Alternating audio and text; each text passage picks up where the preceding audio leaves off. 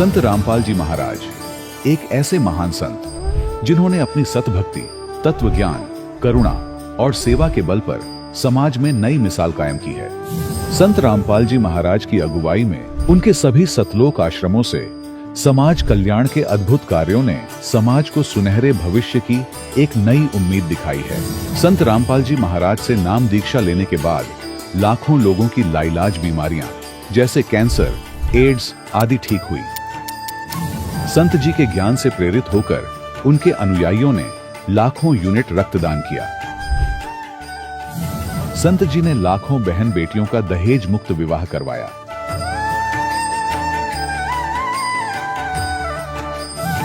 संत जी ने लाखों लोगों का नशा छुड़वाया, करोड़ों उजड़े परिवार बसे। संत जी के आश्रमों में समागम के दौरान निःशुल्क नेत्र चिकित्सा, दंत चिकित्सा प्रदान की जाती है। संत रामपाल जी महाराज द्वारा समय समय पर पर्यावरण संरक्षण के उद्देश्य से बड़े स्तर पर वृक्षारोपण किया जाता है। संत जी ने जरूरतमंदों को तत्काल राहत पहुंचाने के लिए एम्बुलेंस सेवा शुरू की।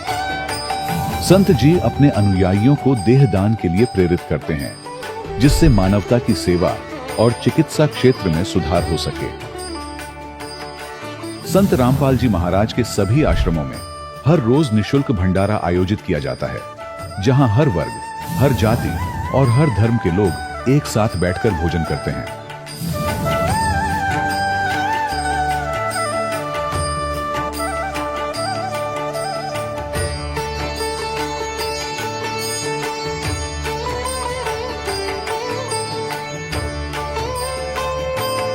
संत रामपाल जी महाराज के आश्रम में हजारों बुजुर्गों को सम्मान और प्यार के साथ जीवन जीने का अवसर मिलता है। उनके खाने, रहने और स्वास्थ्य की पूरी जिम्मेदारी संत रामपाल जी महाराज उठाते हैं। अनाथ बच्चों के लिए संत रामपाल जी महाराज के सभी आश्रम किसी वरदान से कम नहीं। यहाँ उन्हें शिक्षा, संस्कार और भविष्य के लिए बेहतर अवसर प्रदान किए जाते हैं। चाहे बाढ़ हो, भूकंप या महामारी, संत रामपाल जी महाराज और उनके अनुयायी हमेशा ही जरूरतमंदों के लिए सबसे आगे खड़े रहते हैं।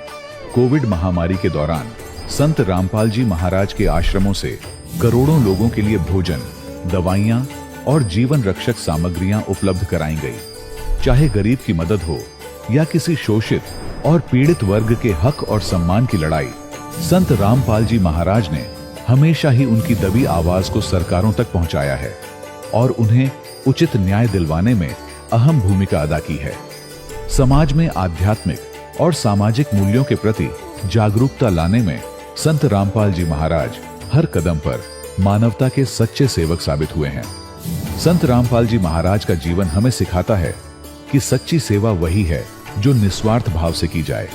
आइए हम भी इस महान सेवा के कार्य में इस महान संत से जुड़ें और संत रामपाल जी महाराज से नाम दीक्षा लेकर अपने जीवन को धन्य बनाएं।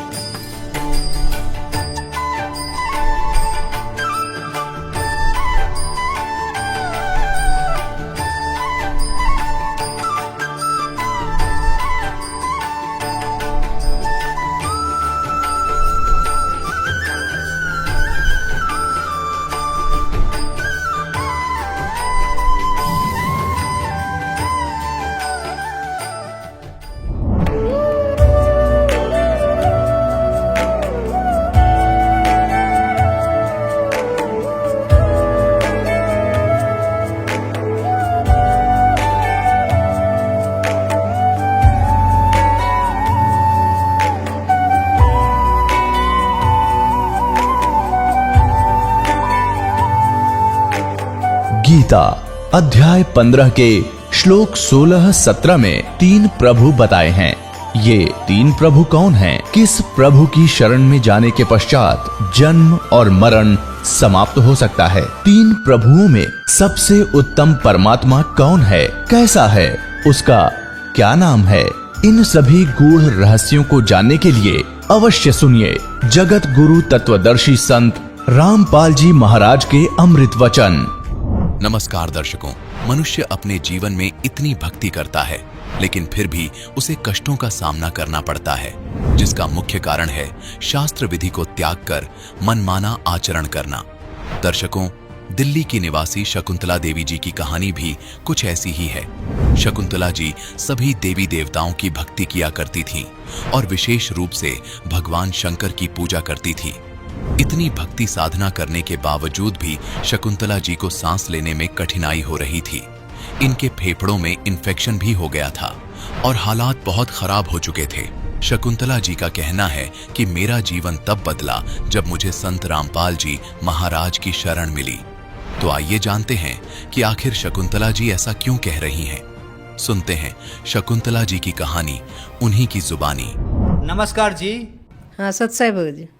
क्या नाम है बहन जी आपका? मेरा नाम शकुंतला भगत जी। बहन जी आप कहाँ के रहने वाले हैं? दिल्ली के रहने वाले। बहन जी, संत रामपाल जी महाराज से नाम दीक्षा लेने से पहले आप क्या भक्ति साधनाएं करते थे? भगत जी ब्रह्मा, विष्णु, महेश, दुर्गा इन सब की भक्ति करते थे और मेन जो है हम शंकर भगवान को ज़्यादा मानते थे। उनकी शिवलिंग स्थापना करवाई, इधर पास में एक ITO पे 2 जगह शिवलिंग स्थापना भी कराई। और जब तक हम इतना मानते थे शंकर भगवान को, जब तक जल नहीं चढ़ जाता, कहीं घूमने गए हैं या किसी के घर गए हैं, तो अगर जल चढ़ाने के लिए शिवलिंग नहीं मिलता था तो मैं पानी भी नहीं पीती थी। जब तक खाना तो दूर की बात है, पानी तक भी मैं ग्रहण नहीं करती थी। बहन जी, पहले आप ब्रह्मा विष्णु महेश की भक्ति करते थे, शंकर जी को अपना मुख्य इष्ट मानते थे और शंकर जी को जल चढ़ाकर ही आप भोजन ग्रहण करते थे। आपकी भक्ति में बहुत गहरी आस्था थी। तो जो ये भक्ति साधना आप करते थे, इनसे आपको क्या लाभ प्राप्त हुए? भगत जी लाभ तो कुछ हुआ नहीं, नुकसान तो हुआ। एक बेटा था सबसे बड़ा, वो थोड़ा सा गर्म पानी से गिर गया था, हिप्स थोड़े से हुए थे, कोई ज़्यादा जला भी नहीं था, उससे वो एक्सपायर हो गया था। इसके बाद ये 3 बच्चे हुए। ये भी ऐसे बीमार सा रहता था, लड़का भी, और लड़की को भी दौरे पड़ते थे, दोनों को दौरे पड़ते थे। बहुत दुखी हो गई। मैंने कहा एक तो चला गया, ये भी इनको भी दौरे पड़ने लग गई, पता नहीं। और शंकर भगवान से इतना प्रार्थना करते थे। बहन जी, आपने बताया कि शंकर जी की भक्ति करते करते आपके बेटे की मृत्यु हो गई, उसके अलावा आपके बाकी बच्चों को दौरे आने लगे। इन सब परेशानियों के बीच आपको संत रामपाल जी महाराज की जानकारी कहाँ से मिली? गुरुदेव का सत्संग था वहाँ पे गांव में। मम्मी ने कहा कि गुरुदेव आ रहे हैं, रामपाल जी महाराज, आ जाओ तुम भी। हम रात को गए, गुरुदेव ने सत्संग किया। मेरा बड़ा भाव था, हमने सलाह मिला के गए थे कि भाई हम वो नाम नहीं लेंगे, सत्संग सुनाते हैं बच्चों को, यहाँ किराएदारों के पास छोड़ गए। तो हमने वापस आना ज़रूरी था। गुरुदेव आए, मैंने बड़ी भक्ति भाव से परमात्मा के, रामपाल जी महाराज के चरण धोए। जब सलाह ये थी कि भी नाम बाद में लेंगे, पहले शिवलिंग स्थापना कराएंगे, नहीं तो भगवान रुष्ट हो जाएंगे। तो इन्होंने, भगत जी गुरुदेव ने सत्संग किया। तो जब आए तो गुरुदेव, मैंने बड़ी भाव से चरण धोए। लेकिन जब सत्संग हुआ ऊपर, तो भगत जी गुरुदेव के चरणों में बैठे थे, तो वो उनको सत्संग गुरुदेव का अच्छा लगा। तो उन्होंने गुरुदेव ने सत्संग के बाद बोला कि भाई जो नाम लेना चाहता है बैठ जाओ, बाकी चले जाओ। सब चले गए। इन्होंने भी, ये भी भगत जी बैठे रहे। सारे परिवार ने नाम ले लिया और मैं नीचे आ गई। जब संत रामपाल जी महाराज सत्संग के बाद गए तो मेरा बस गुस्सा था थोड़ा, कि फिर मैंने चरण भी नहीं छुए। अज्ञान था ना, इस वजह से। भगत जी बोले कि जब नीचे आए, मैंने कहा आपने नाम क्यों ले लिया? आप, हमने तो सलाह मिलाई थी पहले शिवलिंग स्थापना करेंगे। बोले कि ले लिया मैंने तो, तेरे को पागल पता नहीं है, तेरे को ज्ञान नहीं है, ये तो बहुत पूर्ण संत है। मैंने कहा ले लूँगी, मैं भी, बच्चों को दौरे पड़ रहे हैं इतने ज़्यादा, तो ले लूँगी, लेकिन इतने दुखी पहले हो रहे हैं और शिवलिंग स्थापना नहीं कराएंगे तो भगवान रुष्ट हो जाएंगे। फिर भगत जी, मम्मी कहने लगी, सास, कि ये नाम नहीं लेती ना, तो तुम शिवलिंग स्थापना करा लेना, जो भी मर्जी। और इसको, लड़के को सत्संग था गुरुदेव का करौथे में, रामपाल जी महाराज का। तो बोले कि लड़के को लेके आ जाएगी, ये दौरे पड़ रहे हैं ना, तो उसको नाम दिला ले जाएगी, ये नहीं लेती तो। मैं भगत जी गई वहाँ पे इसको नाम दिलाने के चक्कर में। तो वहाँ गुरुदेव का सत्संग चल रहा था तो सारे खुश हो गए कि लेके आ गई। तो परमात्मा की इतनी ज़्यादा संगत नहीं थी उस टाइम में। तो संत रामपाल जी महाराज बैठे हुए थे तो बोले कि भगत जी गुरुदेव ये आ गई शकुंतला। गुरुदेव बोले कि बेटे ठीक है अब नाम लेगी। मैंने कहा हाँ गुरुदेव। मैंने धीरे से बोला हाँ बाबा जी। गुरुदेव नहीं निकला तो जैसे हाँ बाबा जी ऐसे मेरा डर था। शिवलिंग भी जो है स्थापना करनी है। तो बोले कि ठीक है बेटे। तो जैसे वो नाम हमने ले लिया, बेटे ने भी गुरुदेव ने समझा दिया बेटे जैसे हम बोलेंगे मैं बोलूँगा ऐसे ही आप लोग बोलना। मैंने कहा ठीक है गुरुदेव। तो गुरुदेव क्या ऐसे बाबा जी निकल रहा था। फिर मैंने उस दिन संत रामपाल जी महाराज से गुरुदेव ने संत रामपाल जी महाराज ने मुझे नाम दीक्षा दे दी। बहन जी, हमने सुना है कि संत रामपाल जी महाराज से नाम दीक्षा लेने के बाद श्रद्धालु को बहुत सारे लाभ प्राप्त होते हैं। तो क्या संत रामपाल जी महाराज से नाम दीक्षा लेने के बाद आपको भी कोई लाभ प्राप्त हुए? भगत जी बहुत लाभ हुए। पहला तो जब मैंने संत रामपाल जी महाराज से नाम लिया और बेटे को दिलवाया तो वो बेटा ऐसे कांपता था, बुरी तरह से पीछे गिरने को हो जाता था। तो वो उसके बाद एक जो बच्चा 5-5 मिनट में हिलता रहता था तो वो उसके बाद ना फिट्स नहीं पड़े और खाता नहीं था, रोटी स्कूल नहीं भेजती थी, डर लगता था गिर जाएगा। प्रसाद दिया गुरुदेव का, इतने भर भर के प्रसाद मिलता है संत रामपाल जी के यहाँ। तो इतना सारा हलवे का प्रसाद दिया, वो तो सारा ही खा गया। बोले दादी जी और लूँगा मैं तो परमात्मा की दया, वो बोले कि और दे दो भाई इस बच्चे को। तो उसने इतना सारा और लिया हलवा और भी खा गया। तो फिर इसके बाद हम भंडार में गए तो भंडारे में वो कहने लगा खीर दी, एक थाली खा ली और फिर बोले और लूँगा, और खा लिया, रोटी और खा ली। अब जो बच्चा एक रोटी नहीं खाता था और वो इतना सारा खा गया तो मैंने कहा मरेगा क्या, इतना सारा खा लिया। तो मम्मी कहने लगी सास हमारी कि तू क्यों बच्चे को टोक रही है, ये तो परमात्मा का प्रसाद है, तो ये इसको कुछ नहीं होने वाला, तो चुपचाप इसको खाने दे जितना खाता है। तो मैंने कहा ठीक है मैं देखूं, ये भगवान इसको तो दौरे नहीं पड़ रहे, मन मन में सोचूं। तो बोले मैंने कहा चलो कोई नहीं, गैप हो गया होगा कि कोई बात नहीं। तो फिर लेकिन फिर मैं सोचती रही पढ़े ना मैं देखती रहूं। तो बोले कि मैंने कहा मम्मी दौरे तो नहीं पड़ रहे इसको। कह रहे अरे बेटे संत रामपाल जी महाराज तो पूर्ण परमात्मा हैं, मैं इसीलिए तेरे को बार बार कह रही थी तू क्यों उलझी हुई है। जब से संत रामपाल जी से मेरे बेटे ने नाम दीक्षा ली तब से उसको एक दौरा भी नहीं पड़ा। और संत रामपाल जी महाराज से नाम लेने से पहले ना मेरे नाक में ना डॉक्टरों ने बता रखा था, मुझे सांस नहीं आता था लेटने के बाद। तो उन्होंने कहा कि इसका तो छोटा ऑपरेशन किया, उससे बात नहीं बनी। उन्होंने कहा कि बड़ा ऑपरेशन होगा और उसके बाद बात बनेगी। तो मैंने कहा ठीक है। तो मैं ऑपरेशन के लिए चली गई। तो उसमें RML हॉस्पिटल में तो उन्होंने कहा कि मेरे को थोड़ा शुगर की सी शिकायत थी। तो मैंने कहा कि गुरुदेव से पूछा, कहने लगे संत रामपाल जी महाराज से बेटे देख लो जैसे करें डॉक्टर। फिर मैंने मन में मैंने प्रार्थना की कि हे संत रामपाल जी महाराज, हे गुरुदेव, मेरे को जो है बिना ही ऑपरेशन के ठीक करो, बस इतनी दया करो। तो सबके तो ऑपरेशन हो गए। मेरा एक दिन एडमिट रही तो सबको मेरे को वो ड्रेस भी पहना दी, इंजेक्शन भी दे दिए और सबको तो ऑपरेशन हो गया। और मेरे को कहने लगे कि आपकी ना शुगर की रिपोर्ट ठीक नहीं है, और औरों को तो इंसुलिन के इंजेक्शन दे के और कर दिया ऑपरेशन। मेरे को कहने लगे कि आपका भी नहीं होगा, बाद में आना, आपको शुगर थोड़ी सी बढ़ी हुई है। तो मैंने सबको तो इंसुलिन दे दिया। मैंने कहा ठीक है जो भी है। फिर मैं छुट्टी हो गई, दोबारा से डेट दी। मैंने तो बस परमात्मा से प्रार्थना करी, परमात्मा संत रामपाल जी महाराज बस दया करो, मेरे को जाना ही ना पड़े। मेरे को तो भगत जी ऑफिस में गई हुई थी मैं, तो मैंने बस ऐसे मैंने खींचा नाक को तो ऐसे मलगम सा निकला और मेरा तो वो परमात्मा ने ऐसा ऑपरेशन कर दिया कि ऐसे लाल लाल सा खून निकला और मेरा तो बिल्कुल नाक वो दिन है आज दिन है बिल्कुल सही हो गया। दूसरा लाभ ये हुआ भगत जी। तीसरा लाभ भगत जी, मेरे को यहाँ पे लंग्स में ना इन्फेक्शन था। तो मैंने परमात्मा से प्रार्थना की, गुरुदेव रामपाल जी महाराज से प्रार्थना की कि गुरुदेव मेरे को ये है, इसका क्या करूं। तो गुरुदेव बोले बेटे दया करेंगे परमात्मा।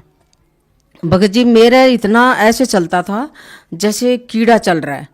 तो मैंने बस ऐसी दया करी दाता ने, संत रामपाल जी महाराज ने, कि मेरा तो वो बिल्कुल एकदम से ठीक हो गया।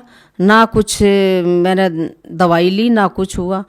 और हमारे जो फादर इल्ला थे उनको भी वो जिंदे बने हुए थे, उनके भाई, वो सारे जिंदा नहीं छोड़ते थे, सब बच्चे मर जाते थे भैंस गायों के।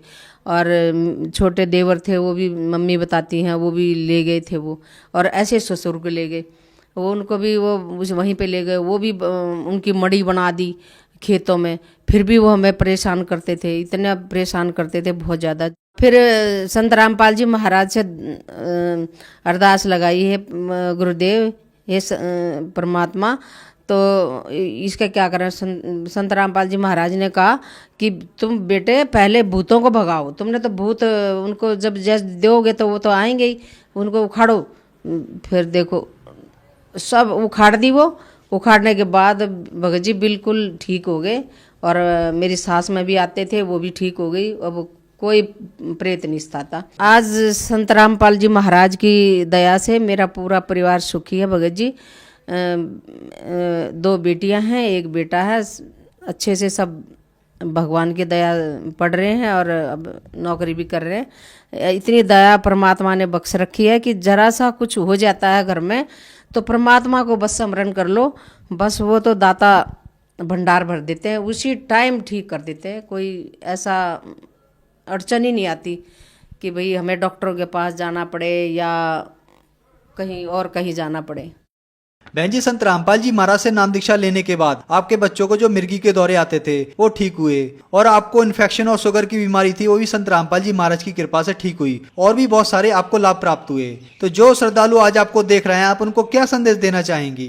मैं तो ये प्रार्थना करूंगी, संदेश क्या प्रार्थना करूंगी कि जो भी मुझे देख रहे हैं या संत रामपाल जी का महाराज का सत्संग सुनते हैं या उनको देख भी लेते हैं, सत्संग को चल रहा है, वो सत्संग उनको ध्यान से सुनना चाहिए देखने की बजाय। ये संत रामपाल जी महाराज दूसरे संतों के जैसे नहीं हैं, वो तो पूर्ण परमात्मा हैं। और मैं तो ये उनको प्रार्थना करूंगी कि मैं जैसे मेरे सारे कष्ट दूर हो गए, ऐसे उनको भी अगर नाम दान लेते हैं परमात्मा संत रामपाल जी महाराज से, तो उनके भी पूरे दुखों का निवारण परमात्मा कर सकते हैं। बस यही मेरी प्रार्थना है कि वो आएं और यहाँ पे अपने कष्ट दूर करवाएं। बहन जी, संत रामपाल जी महाराज से नाम दीक्षा कैसे ले सकते हैं?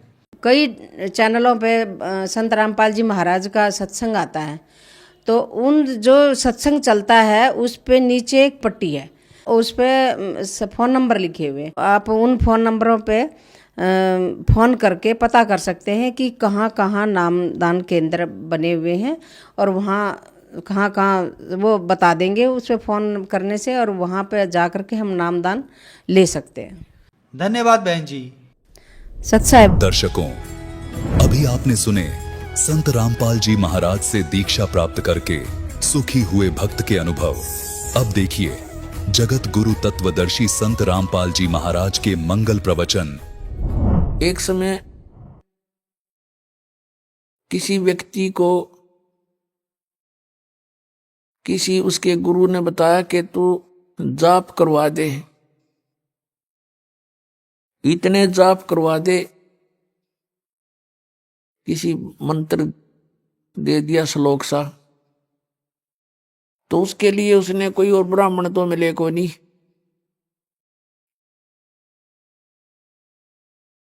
उस अपने गुरु से पूछा, जी ब्राह्मण नहीं मिल रहे हैं, मैं किसी और से करा सकता हूं? कहाँ? मैं किसी से करा दे, फिर इतने मंत्र करा दे तू। वो गया वहां पर लेबर चौक पे, लेबर चौक पर 2 व्यक्तियों से कहा, भी ऐसे ऐसे काम है, आप यहाँ क्या दिहाड़ी लेते हो एक दिन की डेली? उन्होंने बताया कि हम 15 रुपए लेते हैं। और क्या काम करते हो कि सारा दिन तसले ढोते हैं, मिट्टी डालते हैं सड़कों पर या किसी के घर पे। तो उस व्यक्ति ने कहा कि मैं तुम्हें 30 रुपए दूंगा और बढ़िया भोजन दूंगा और बढ़िया कपड़े दूंगा, तुम मेरे यहाँ काम कर दोगे? क्या काम है बताइए? कि वहां एक मंत्र का जाप करना है। वो दोनों बोले ठीक है हम कर देंगे। और भी दूसरे कहने लगे हम भी चल पड़ेंगे, हम भी चल पड़ेंगे। वो कहने लगे अभी 2 की आवश्यकता थी, ये 2 तैयार हो लिए। उन दोनों को ले आया, उनको कहा पहले तुम स्नान करो। स्नान किया और बढ़िया भोजन कराया, स्वच्छ कपड़े पहना दिए, जैसे धोती लपेटा करते पहले वह धोती दे दी उनको बढ़िया, और कहा ये माला ले लो और ये मंत्र बोलते रहो। 8 घंटे ड्यूटी करो तुम अपनी, 8 घंटे यहाँ और 30 रुपए दूंगा, वहां 15 लेते थे। अग जी ठीक है, बहुत अच्छी बात, न्याय लोगे। और जी कितने दिन कराओगे? अग भाई 3-4 दिन कराने पड़ेंगे। अग जी और किसी ना बुलाइयो? अगना भाई ठीक समय न, और क्या जरूरत है, डेली इतने करने हैं, तुम कर ही दोगे? कहाँ जी कर देंगे। अब उसने बैठा दियो माला देगा हाथ में। उन्होंने आधा घंटा तो करया, फिर 10-5 मिनट और करया, फिर उन्हें सोची रहा तरह गज भैया कद बजेंगे 8 घंटे हुए। तो दोनों ने बोले भाई ले पकड़ तेरी माला अरिया तेरी धोती, मारा बनाओ 8 घंटे जड़ कौन बैठा रहा इसमें बंद के। वो छोड़ के सारा सामान और पैर का अपने वो कपड़े लेबर चौक पा खड़े हुए 15 रुपये में सारा दिन वो डले डोलिए। वहां सुखता बैठ कर मंत्र ना कराया गया। इस मन की इतनी गंदी आदत है यार। एक पेट के लिए आप कितनी मेहनत करते हो, पशु भी थक जाता हमने देखा, क्योंकि दास का किसान परिवार में जन्म था। सुबह से लेकर शाम तक हाल ही हल जोतता है, उसका कोई घंटों का हिसाब नहीं। सुबह 6 बजे चला जाता, शाम ने 6 बजे छोड़ता बैलों को। और कई एक ऐसी व्यवस्था होती है, फिर चारा काट के सिर पे रख कर लाता था। बैलों को तो छोड़ देता था, वो अपना चारा चरते थे और वो हाथ से उनकी चारा काटता था और फिर उनके लिए सारा चारा डालता था। फिर लेन देन जो घर का उसको करता है, पशु से भी ज्यादा कार्य करता है एक पेट के लिए इंसान, और एक भगवान के लिए 10 मिनट नहीं निकालने देता। यो मन इतना दुश्मन है इस जी आत्मा का। तो पुण्यात्मा इसके जाल को समझना है अपने, और भक्ति भक्ति के हिसाब से होगी जैसे भगवान ने बता रखी, अपने मनमुखी नहीं करनी। अब जैसे कावड़ लेने जाते हैं, बड़ी श्रद्धालु आत्मा है, वहां से लेकर वहां तक पैदल जाते हैं, कई बार तो पैदल आते हैं और पैरों में छाले पड़ जाते हैं, पट्टी बांध बांध कर, और चलते ही रहते हैं। और उन नैनो कह दे तो ये एक मंत्र की माला फेर दे छोड़ के चलो, इतना लंबा मंत्र 108 मंत्र क्यों करोगे? शुरू में सटराई करने लग जाता है ये मन, इतना वो है ये उल्टे काम करने में राजी और अच्छे काम में इसकी बिल्कुल रुचि नहीं बनती। तो इस भक्ति से, ज्ञान से, परमात्मा के अंकुश से ये मन फिर आपको भक्ति करने देगा। ना भक्ति ना करने दे, और कुछ भी कर ले, तपस्या कर ले सारा सारा दिन, कोई वर्षों तो खड़े रहते हैं, क्योंकि वहां मन का सहयोग होता है। और मन ये काल है, ये चाहता है कि परमात्मा की भक्ति ना करके यो प्राणी बाकी कुछ भी करता रहे, अपने पंजे नीचे है यो। पेट पलनियां चलते हैं, उन इस दामों पर जाते हैं, पेट के बल ऐसे आगे निशान लगा दिया, फिर वहां पहुंच गए, उठकर फिर निशान लगा दिया। यानी इस तरह की क्रियाएं कितनी कर ले, नो प्रॉब्लम, नो ऑब्जेक्शन। और माला के 108 मंत्र ने हो गया 6 ऑब्जेक्शन। एक माला पूरी नहीं करने दे, इतने पता नहीं कहाँ कहाँ सोचेगा, चल वहां चलते हैं, वो काम था, फलाना था, फिर कर लेंगे, चल छोड़ इसको, फिर क्या था, फिर पता नहीं कहाँ कोई और समस्या आ जा। तो कहने का भाव ये है कि जो क्रिया है वो बिल्कुल आसान है, लेकिन हम उस दूसरी साधनाओं में घने रंगे, अब उस रंग को कति छोड़ना पड़ेगा। वो साधना आप जो पहले किसी तरीके से भी करते थे वो नहीं करनी है। अब जैसे आपको बताई जाती ऐसे ही करना। जैसे राधा स्वामी पंथ से आए हैं बहुत से भक्त, वो कहते हैं जी हमने, हमारा तो अभ्यास बन गया 2.5 घंटे सुबह बैठकर 2.5 घंटे सामने, तो हम, और जब तक ना बैठा हमारा मन सा ना भरता, तो ये नहीं करना आपने। क्योंकि वैसे तो ठीक है, बैठे हो, समय मिल गया तो भक्ति करो, कोई दिक्कत नहीं है, मंत्र करो, बैठ के करो, चल, लेकिन मेडिटेशन नहीं करना। ये जो ध्यान है, आप जिस तरीके से ये हठ योग है, और ध्यान की विधि हम बताएंगे वैसे करना। अब जब आपको परमात्मा की चाह बनेगी, आपका ध्यान ऑटोमेटिकली मेडिटेशन होगा। कैसे होगा? परमात्मा कहते चिंता तो सत्य नाम की, और न चिंता दासी, जय कोई चिंता नाम बिना, वाहे काल की फांसी।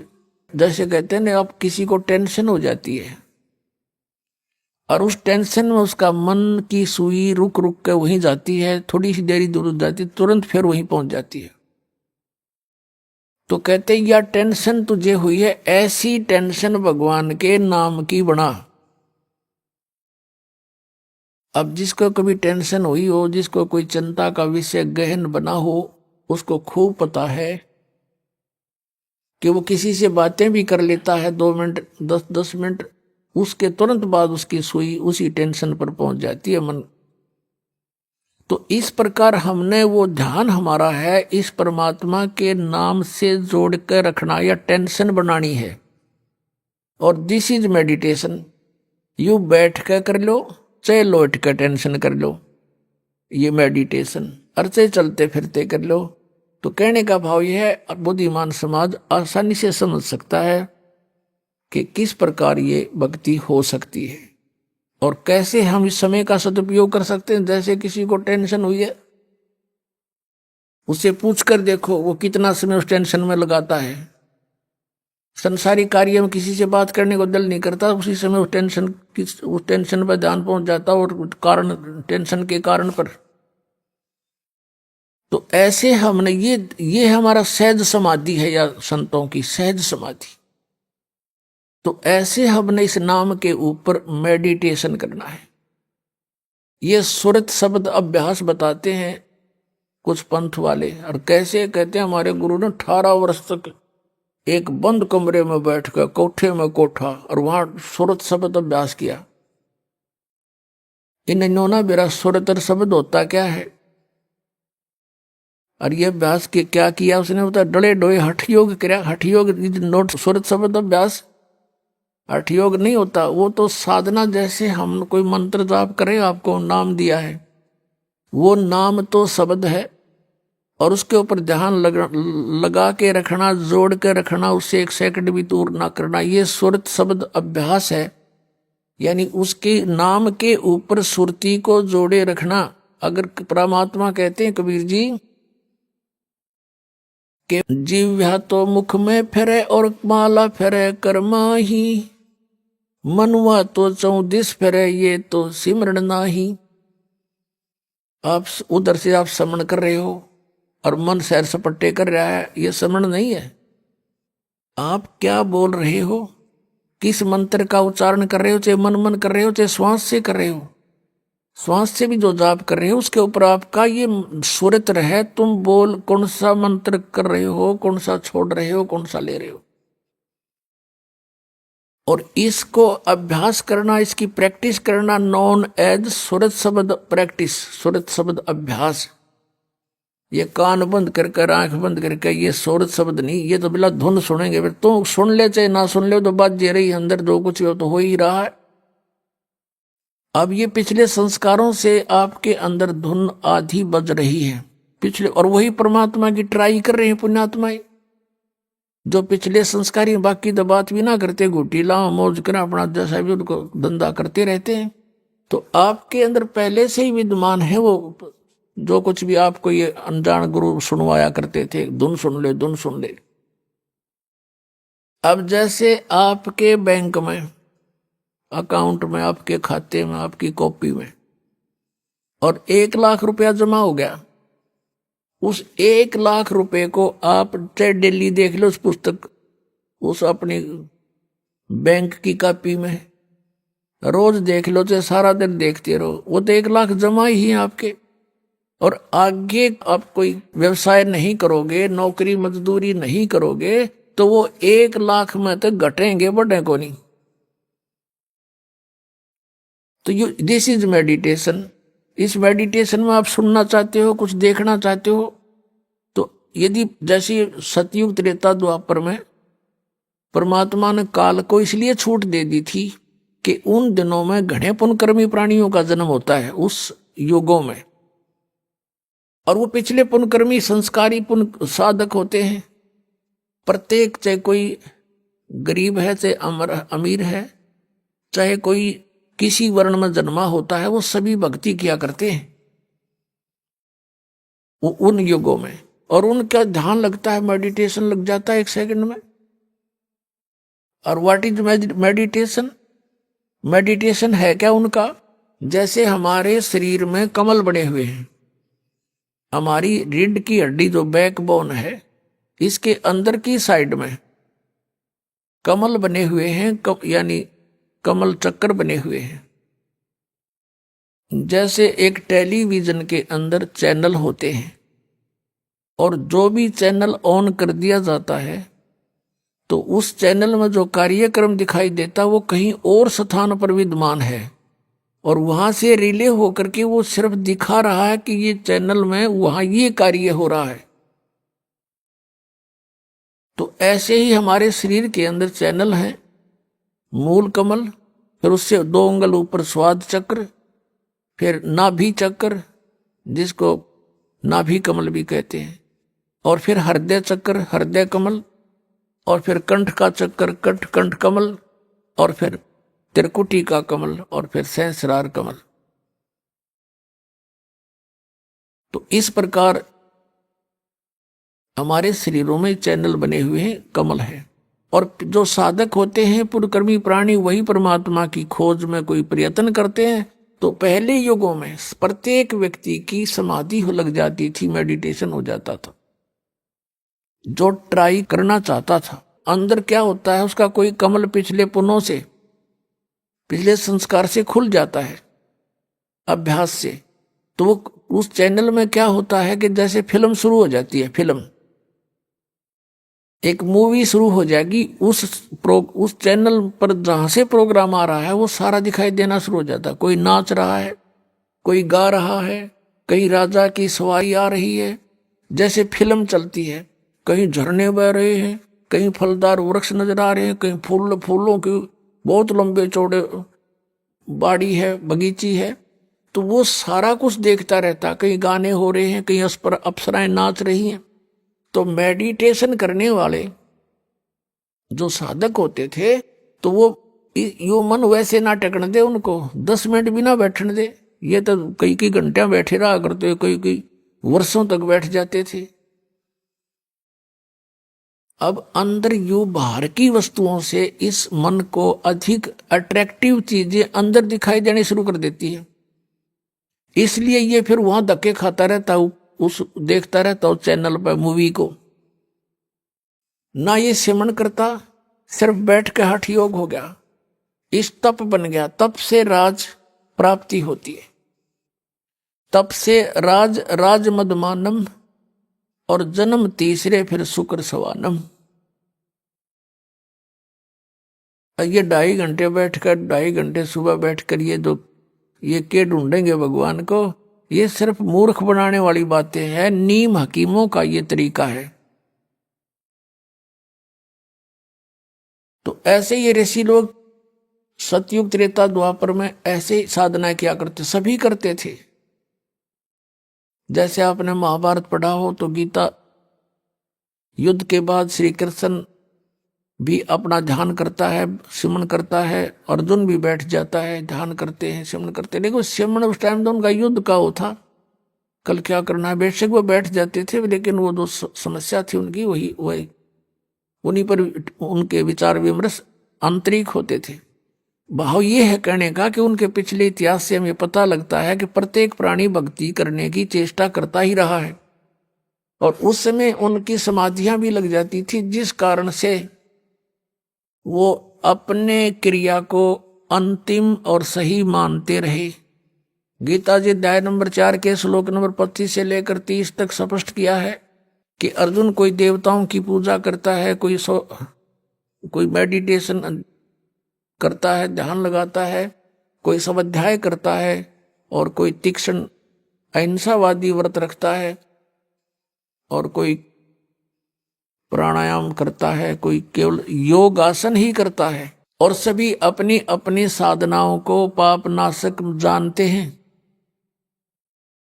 फिर गीता जी अध्याय नंबर 4 के श्लोक 32 में कहा कि अर्जुन, ऐसी धार्मिक अनुष्ठानों की जानकारी विस्तार के साथ सच्चिदानंद घन ब्रह्म की वाणी में ब्रह्मणे मुखे उसमें कही गई है सही विस्तार के साथ। परमेश्वर ने स्वयं आकर अपने मुख कमल से बोली है, वो साधना है सही, और वो है तत्व ज्ञान। चौथे अध्याय के 34वें श्लोक में कहा कि फिर वो उस तत्व ज्ञान को तू तत्वदर्शी संतों के पास जाकर समझ, उनको दंडवत प्रणाम करने से, कपट छोड़ करके उनसे प्रार्थना करने से वो तत्वदर्शी संत तुझे परमात्म तत्व का ज्ञान कराएंगे, उनसे पूछो। तो इससे एक तो ये सिद्ध हो गया कि Gita is not complete knowledge. Shrimad Bhagavad Gita में कंप्लीट स्पिरिचुअल नॉलेज नहीं है, इनकम्प्लीट है, लेकिन गलत नहीं कह सकते। हाँ, गलत वो है जैसे इस काल ने कुछ युद्ध कराने के लिए अर्जुन से अटकलबाजी की है। अभी आपको बता के 5वें अध्याय में वो कहता है कि ऐसे आसन लगा ले, ऐसे बैठ जा, नाक के आगे ध्यान लगा। ये इसका अपना मत है, स्वयं कहता है ये मेरा मत है, और बाकी वेद ज्ञान है। अब जैसे इसने युद्ध कराने के लिए अर्जुन से कहा दूसरे अध्याय के 37 और 38 श्लोक में कि अर्जुन, तू लाभ हानि को छोड़ के और किसी जय पराजय की भी चिंता ना करके तू युद्ध कर ले। अब पहली तो बात समझ की है कि बिना बगैर लाभ हानि के कौन सिर फुड़वावे, और फिर तुरंत कहता है कि यदि तू युद्ध में जीत गया तो पूरी पृथ्वी का शासन प्राप्त होगा, राज भोगेगा, और यदि तू युद्ध में मारा गया तो स्वर्ग में जाएगा, तेरे दोनों हाथों में लड्डू हैं, युद्ध कर ले। बता, इसका कोई थ्योरी है? पहले मैं तो कह रहा है कि लाभ और हानि छोड़ कर युद्ध कर ले, हार जीत की भी चिंता ना करे, और तुरंत लाभ हानि बता रहा है कि यदि मारा गया तो स्वर्ग में जाएगा, और जीत गया तो पृथ्वी का शासन भोगेगा। बता, आप पे लाभ हानि बता रहा है, फिर क्या लाभ हानि मत सोचे।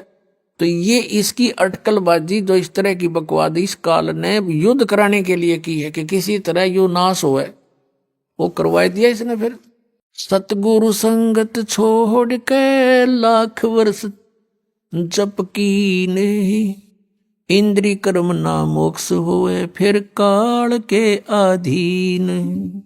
एक लड़की थी राबिया नाम की, मुसलमान धर्म में जन्म था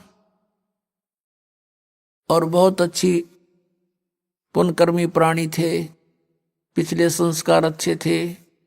परमात्मा कहते हैं जो जन मेरी शरण है ताका हूं मैं दासे, गेल गेल ला गया फिरूं जब तक धरती आकाशी।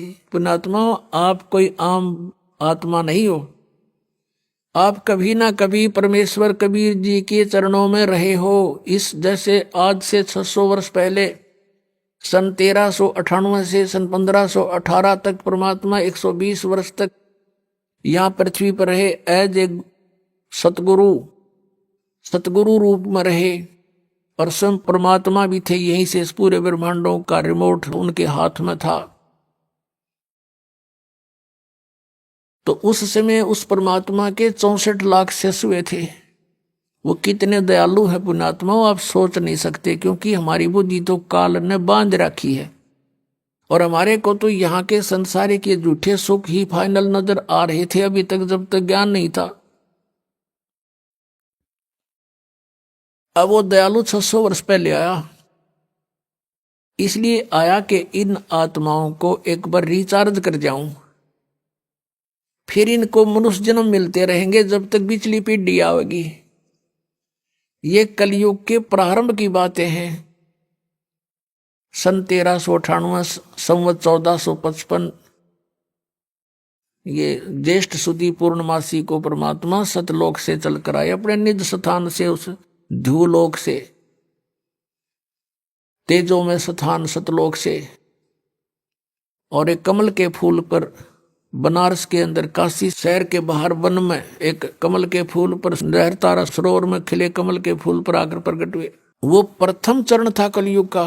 अब ये बिचली पीढ़ी, ये मध्य का समय है कलयुग का, और कलयुग का लास्ट जो होगा उसके विषय में बताया कि उसमें सब कृत गढ़ी प्राणी हो जाएंगे, कोई भी धर्म कर्म को नहीं मानेगा, शराबी कबाबी मांसाहारी, एज बहुत कम हो जाएगी, 20 वर्ष की उम्र मनुष्य की रह जाएगी एंड ऑफ द कलयुग में, लास्ट में, कलयुग के लास्ट में। और उसमें 5 खंड होंगी, जैसे 15 वर्ष की उम्र में सभी मर लिया करेंगे, युवा भी हो लेंगे, ब्याह भी करवा लेंगे, बच्चे भी उत्पन्न हो लेंगे और मर भी लेंगे। और उसमें 5 वर्ष की लड़की विवाह होते ही 5 वर्ष की लड़की के बच्चे उत्पन्न होने लग जाएंगे कलयुग के लास्ट में, और बिल खोद के प्राणी रहा करेंगे। तो वो तो है एंड ऑफ द कलयुग। और अब है ये मध्य, और प्रथम पीढ़ी परमात्मा की जब मालिक आए थे वो थी, और अब है बिचली पीढ़ी। तो इस बिचली पीढ़ी तक आपको लाने के लिए कि इनमें आस्था भगवान की बनी रहे, चाहे ये कोई पत्थर पूजे हैं, चाहे ये किसी कृष्ण जी ने पूजे हैं, चाहे ये कोई और अपना बाबा श्याम जी के धोख में प्रसन्न है, लेकिन वो थे पूर्व के संस्कार। और हम सोच रहे थे कि इन देवताओं की पूजा से हमें सुख हो रहा है, क्योंकि हम ज्ञान नहीं था। जैसे ये दास भगवान श्री कृष्ण का विशेष पुजारी था, भगवान विष्णु समझो, कृष्ण श्री राम, भगवान शंकर, हनुमान जी का पुजारी, यानी जैसे सारी कौड़ी भर रहे थे, पहले साधली साधना कराया करते थे। बाबा श्याम जी हमारा कुल देवता, और वो भी पूजा ये थे। तब पिछले संस्कारी बताएं कुल की हमारी। तो उसमें जैसे हम स्कूल में पास होते थे शिक्षा में, तो अपने सोचा करते भगवान कृष्ण ने दया करती, फिर बाबा श्याम जी याद आ गया, बाबा श्याम जी ने दया कर दी, बजरंग बली की मेहर जय हो, उसने मैं पास करा दिया। अभी आपने सुने संत रामपाल जी महाराज के मंगल प्रवचन। आइए अब सुनते हैं संत रामपाल जी महाराज से नाम दीक्षा लेकर सतभक्ति करके अद्भुत लाभ प्राप्त करने वाले अनुयायी के विचार। दर्शकों, यदि मनुष्य के पास परमात्मा प्राप्त करने का सही मार्ग ना हो तो उसे अपने जीवन में अनेकों कष्ट झेलने पड़ते हैं।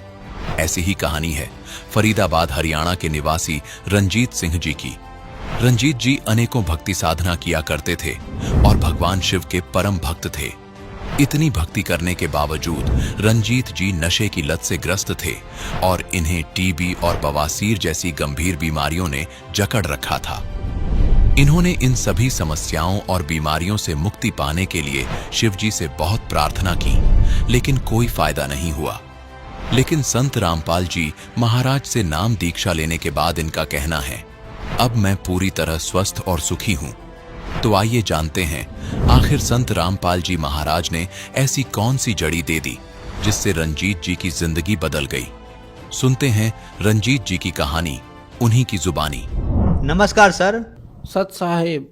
सर क्या नाम है आपका? मेरा नाम है रंजीत सिंह। सर कहाँ से हैं आप? मैं जिला फरीदाबाद में रहता हूँ। सर संत रामपाल जी महाराज से नाम दीक्षा आपने कब ली? संत रामपाल जी महाराज से राम दीक्षा ली है 2014 में। सर संत रामपाल जी महाराज से नाम दीक्षा लेने से पहले आप क्या भक्ति साधनाएं करते थे? भक्ति साधना तो मैं ऐसी करते थे कि कांवरें चढ़ाते थे बहुत ज़्यादा, और सब देवी देवताओं की पूजा करते थे, और ज़्यादातर मैं भोले बाबा को मानते थे। करीब 10-12 चढ़ाई मैंने कांवरें। सर आपने बताया कि आप भोले बाबा को कांवर चढ़ाते थे और भोले बाबा को अपना इष्ट मानते थे, तो इन सब भक्ति साधनाओं से आपको क्या लाभ मिले? हमें लाभ तो कुछ भी नहीं हुआ। कांवरें मैंने 10-12 वो चढ़ाई। उसके बाद मैंने ये संकल्प कर लिया था कि मैं शरीर से खूब तगड़ा हो जाऊं, जैसे ये सब लोग हैं खूब और बढ़िया रहे आराम से, तो कांवरें खूब चढ़ाएंगे। कांवरें चढ़ाते रहे और मुझे दिक्कत हो गई, मुझे टीबी की बीमारी सी हो गई। और मैंने जब घर वाले कहने लगे कि बुखार आ गया तुम्हें ज़्यादा और तुम मेहनत करते रहते हैं, मैंने कि मेहनत में कुछ भी नहीं करते हैं, लेकिन फिर भी मुझे बहुत ज़्यादा दिक्कत रही। फिर मुझे खूनी बवासीर हो गई। तब मैंने कहा कि भोले बाबा ये कैसे हो गया? मैं इतनी भक्ति करते रहे, सब करते रहे, मेरा तो तभी से दिमाग खराब हो गया था। और मैंने कहा, उनसे प्रार्थना करी। सिंगीरामपुर के बगल में बलखंडी बाबा का मंदिर, वहाँ गए। मैंने कि बाबा जी मुझे तो ये खून कटने लगा, मुझे ये नहीं जब मालूम था सर कि ये खूनी बवासीरी है क्या है। जब डॉक्टर को चेक कराया बताया, फिर मुझे उनसे मैंने प्रार्थना करी है, भाई जिसके पास में पूजा करते हैं तो उसी से तो मैं कहेंगे। मैंने उनसे प्रार्थना करी, जाके मंदिर में पैसा भी चढ़ाए और क्या नाम उनसे खूब प्रार्थना करी कि भोले बाबा जी मेरे ये परेशानी ख़त्म करो। मुझे ये परेशानी बढ़ती रही और इससे मुझे कोई फायदा नहीं हुआ। सर फिर संत रामपाल जी महाराज के बारे में जानकारी आपको कहाँ से हुई? संत रामपाल जी महाराज के बारे में जानकारी, मैं दारू भी पीते थे बहुत ज़्यादा सर। दारू पी के मैं लेटे थे चारपाई पे, तो चैनल बदलते थे, कहीं फिल्म देखते थे, कहीं समाचार, कहीं कुछ, दिमाग सही नहीं रहता था। तो कहीं लड़के कह देते थे वो लगाओ उस पे ये आ रहे, तो मैं चैनल बदल रहे थे पड़े पड़े। तो संत रामपाल जी महाराज का सत्संग आ गया, तो उसमें गुरुजी कह रहे थे कि 3 देव की जो करते भक्ति उनकी कभी न होगी मुक्ति। गुरुजी ने जब ये कहा तो मैंने कि ये कौन है, पता नहीं यार। मैं वहीं पे लगाए रहे, चैनल जब लगा रहा वहाँ पे, तब मैंने सुना तो नशा पसा तो नहीं मुझे पता लगा, लेकिन मुझे नींद आ गई। वो जब चैनल दोबारा दूसरे दिन में ढूंढते रहे तो वो थोड़ा रह गया था। मैंने करीब 1 महीना तक देखा ऐसे ही, अभी ना टाइम मालूम ना कुछ, कभी थोड़ा मिल जाए कभी कितना मिल जाए, ड्यूटी वाले आदमी आगे पीछे हो जाते। फिर उसके बाद जब मैंने उस चैनल देखा, संत रामपाल जी महाराज का सत्संग आ रहा था, तब मैंने वहीं पे ऐसे ही लेट के वैसे ही दंडवत किया। भाई परेशानी थी मुझे बहुत ज़्यादा, तो भाई जो भी मुझे अच्छा लगता था वहीं पे जैसे टीवी के सामने ही मैंने किया, तो मुझे राहत सी मालूम पड़ी। मैंने की कि ये तो कुछ आराम सी है। आराम के वजह से अब मैंने अपनी पत्नी को भी कहा कि ये देखा करो, मैंने अपनी भगतमती को भी कहा, तो वो अपने आराम से देखने लगी। तो कही ये तुमने कहाँ से, ये पता नहीं बाबा ऐसे। मैंने कि बाबा नहीं, हमें तो ये कुछ अलग हिसाब लग रहा है संत रामपाल जी महाराज का। फिर मैं बरवाला गया तो संत रामपाल जी महाराज से नाम दीक्षा ली। सर संत रामपाल जी महाराज से नाम दीक्षा लेने के बाद अनुयायियों को बहुत सारे लाभ प्राप्त होते हैं, चाहे वो आर्थिक हो, भौतिक हो, मानसिक हो या शारीरिक हो। तो क्या आपको भी कुछ लाभ प्राप्त हुए संत रामपाल जी महाराज से नाम दीक्षा लेने के बाद? हमें तो बहुत लाभ हुए, जो मैं बताऊं तो बहुत टाइम लग जाएगा। आप ये कहोगे कि ये कहाँ की रामायण तुमने खोल दी है, कैसी ये क्या बता रहे हो। हमें सबसे पहला लाभ हुआ कि हमारा शरीर सही हो गया। पहले तो डॉक्टरों ने बताई टीबी के बाद कई दवाई खाओ, वो तो खाते ही रहे। मुझे खूनी बवासीरी भी हो गई सर। जब मुझे खूनी बवासीरी हो गई तब मैंने कहा कि ये कैसे ठीक होगी। अब चुपचाप बताते रहे अपने किसी को, जैसे अपनी पत्नी को बताया, अपने भाई को बताया कि मैंने कि ऐसे ऐसे परेशानी हो गई। तो उन्होंने कहा दिखाओ, डॉक्टरों को दिखाया कि यहाँ पे कोई बता रहा कि 10,000 लगेंगे, कोई बता रहा 15,000 लगेंगे, ऑपरेशन कराना पड़ेगा। और दवाई मैंने चारों तरफ से करा ली थी। और हम जब किसी को बताते हैं तो हमें तो रोना आ जाता। जब मुझे टीवी बता दिया डॉक्टरों ने तो हमने कि अब ये कैसे बच्चे पलेंगे, कैसे क्या होगा। और खूनी बवासीरी की डर की वजह से मैं डॉक्टरों के पास भी गए, सफदरजंग भी गए, और उन्होंने कहा कि अब दवाई खानी पड़ेगी 6 महीने तक और यहाँ 15 दिन रहना पड़ेगा। मुझे लगा डर, मैंने कि मैं तो ये परेशानी है तो है, अब 15 दिन तक यहाँ रहें कैसे क्या होगा। और ऑपरेशन के लिए बोला, मैं वहां से चले आए, मैंने कोई ऑपरेशन नहीं करवाया और संत रामपाल जी महाराज की दया से बिल्कुल ठीक हैं, मुझे कोई परेशानी नहीं। इस समय खूनी बवासीर ठीक हो गई, टीबी ठीक हो गई। हमारी भगतमती को जो भूत प्रेत की बाधा थी, बीमार भी रहती थी, वो कहते थे कि बीमारी है, और भगतों के पास जाते थे, ये जो जंतर मंत्री वाले हैं वो कहते थे इनके ऊपर बहुत बड़ी बाधा है, 4 भूत हैं। अब वो भी उतराते थे, दवाई भी करवाते थे, फिर भी परेशान रहते थे। और संत रामपाल जी महाराज से जब से नाम लिया उसके बाद हम भी ठीक हो गए। हमारे भगतमती के, अब तो भगतमती हो गई, वो हमारी पत्नी जो थी वो भी बहुत परेशान थी, वो भी बिल्कुल ठीक हो गई।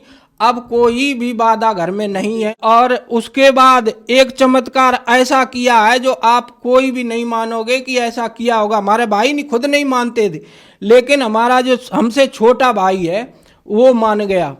डॉक्टरों ने बताया कि इसके हड्डी क्रक हो गई, अब ये खड़ा नहीं हो पाएगा।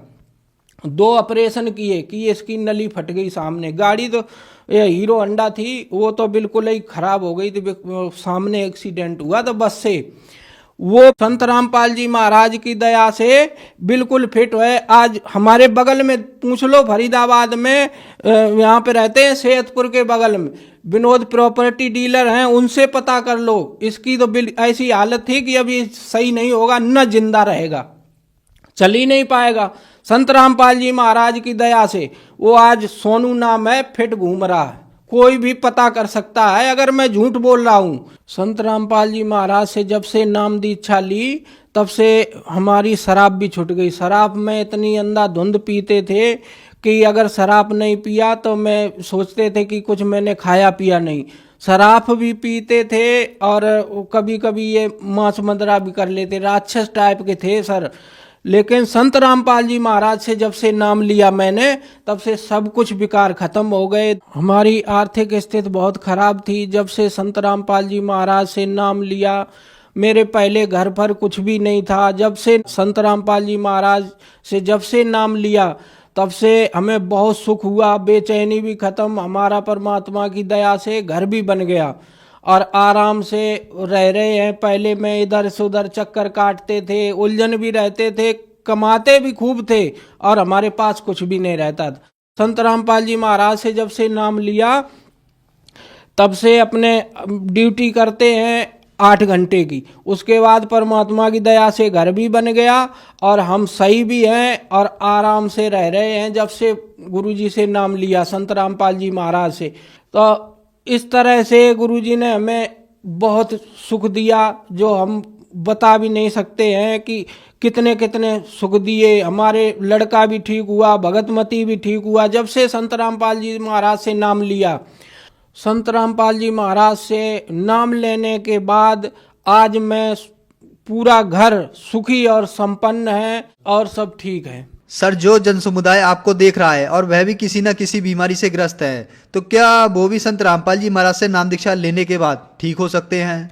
ये 100% हम कहते हैं। और हमारे गुरुजी से नाम लेने के बाद संत रामपाल जी महाराज ने हमें जैसे सुख दिया, इसी तरह से जो भी गुरुजी से नाम लेता है उसको संत रामपाल जी महाराज ऐसे ही सुख दे रहे जैसे हमें दे रहे। हमें टीबी भी थी और बहुत सारी परेशानी, मैं तो चलने को परेशान थे। मालिक की दया ऐसी हुई संत रामपाल जी महाराज की। और मैं तो साफ कहते हैं सर कि अगर संत रामपाल जी महाराज से नाम लेने के बाद अगर सुख न किसी को मिले, और पहली बात तो परमात्मा इतने सुख दे देंगे कि तुम खुद कहोगे कि हाँ तुमने कहाँ से कहाँ बता दिया। जैसे हम सुखी हैं, मालिक की दया से सारी बीमारी काट दी परमात्मा ने उस संत रामपाल जी महाराज ने, उसी तरह से आप भी सब लोग सुखी होंगे। अगर हमारा देखें, हमें देख लो, अगर हमारी टीबी भी सारी ठीक हो गई तो आपको भी सुख चैन होगा। कैसी भी परेशानी हो, भूत प्रेत की बाधा हो, अगर कोई बीमारी हो, वो भी परमात्मा से नाम लेने के बाद सब दूर हो जाती है। सर, संत रामपाल जी महाराज से नाम दीक्षा कैसे ले सकते हैं?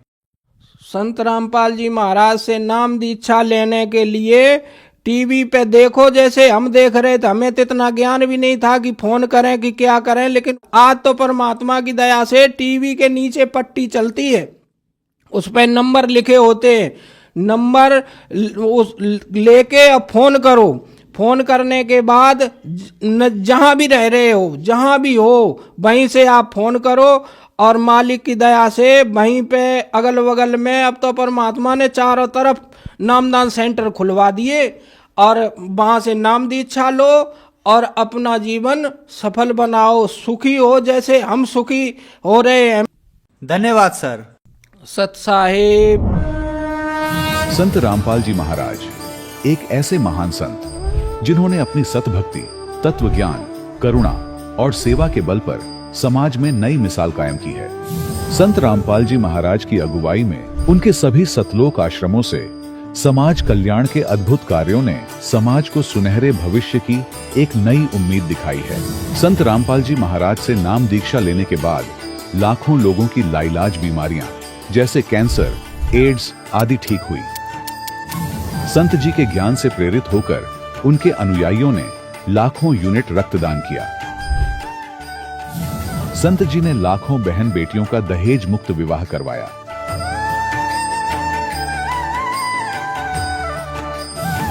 संत जी ने लाखों लोगों का नशा छुड़वाया, करोड़ों उजड़े परिवार बसे। संत जी के आश्रमों में समागम के दौरान निःशुल्क नेत्र चिकित्सा, दंत चिकित्सा प्रदान की जाती है। संत रामपाल जी महाराज द्वारा समय समय पर पर्यावरण संरक्षण के उद्देश्य से बड़े स्तर पर वृक्षारोपण किया जाता है। संत जी ने जरूरतमंदों को तत्काल राहत पहुंचाने के लिए एम्बुलेंस सेवा शुरू की। संत जी अपने अनुयायियों को देहदान के लिए प्रेरित करते हैं, जिससे मानवता की सेवा और चिकित्सा क्षेत्र में सुधार हो सके। संत रामपाल जी महाराज के सभी आश्रमों में हर रोज निशुल्क भंडारा आयोजित किया जाता है, जहां हर वर्ग, हर जाति और हर धर्म के लोग एक साथ बैठकर भोजन करते हैं।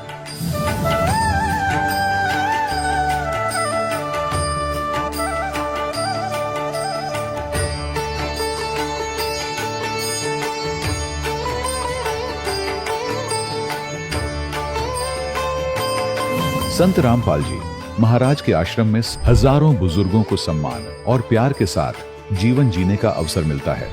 उनके खाने, रहने और स्वास्थ्य की पूरी जिम्मेदारी संत रामपाल जी महाराज उठाते हैं। अनाथ बच्चों के लिए संत रामपाल जी महाराज के सभी आश्रम किसी वरदान से कम नहीं। यहाँ उन्हें शिक्षा, संस्कार और भविष्य के लिए बेहतर अवसर प्रदान किए जाते हैं। चाहे बाढ़ हो, भूकंप या महामारी, संत रामपाल जी महाराज और उनके अनुयायी हमेशा ही जरूरतमंदों के लिए सबसे आगे खड़े रहते हैं। कोविड महामारी के दौरान संत रामपाल जी महाराज के आश्रमों से करोड़ों लोगों के लिए भोजन, दवाइयां और जीवन रक्षक सामग्रियां उपलब्ध कराई गई। चाहे गरीब की मदद हो या किसी शोषित और पीड़ित वर्ग के हक और सम्मान की लड़ाई, संत रामपाल जी महाराज ने हमेशा ही उनकी दबी आवाज को सरकारों तक पहुंचाया है और उन्हें उचित न्याय दिलवाने में अहम भूमिका अदा की है। समाज में आध्यात्मिक और सामाजिक मूल्यों के प्रति जागरूकता लाने में संत रामपाल जी महाराज हर कदम पर मानवता के सच्चे सेवक साबित हुए हैं। संत रामपाल जी महाराज का जीवन हमें सिखाता है कि सच्ची सेवा वही है जो निस्वार्थ भाव से की जाए। आइए हम भी इस महान सेवा के कार्य में इस महान संत से जुड़ें और संत रामपाल जी महाराज से नाम दीक्षा लेकर अपने जीवन को धन्य बनाएं।